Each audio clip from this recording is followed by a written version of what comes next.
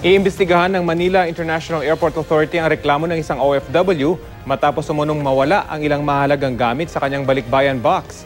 Balitang hatid ni John Consulta, exclusive.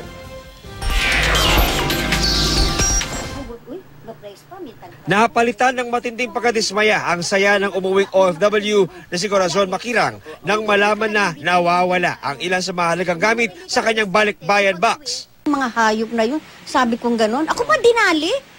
Sabi kong ganon. Ito na lang nga, OFW lang ako eh. Nakakadismaya naman. Minsan ka lang ang uuwi, magbabakasyon ka eh. Tapos ganon pa mangyayari. 6 na nakaplastik na naglalaman ng mamahaling mga pasalubong. Ang anyay naglaho parang bula.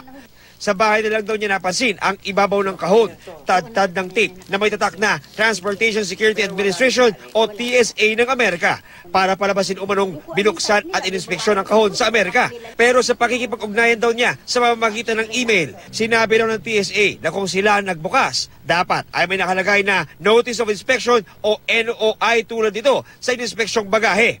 Meron ding dapat ganitong sticker na may barcode sa ilalim para matrace kung sino ang nag-inspect. Lahat nito wala sa tape na ginamit sa balikbayan box ni Makirang.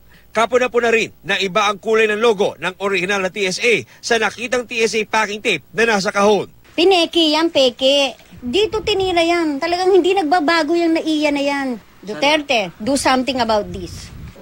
Ayon sa Manila International Airport Authority, iimbestigahan nila ang insidente. If that's a complaint about pilferage, I suppose he has to channel it, the complaint to the airline.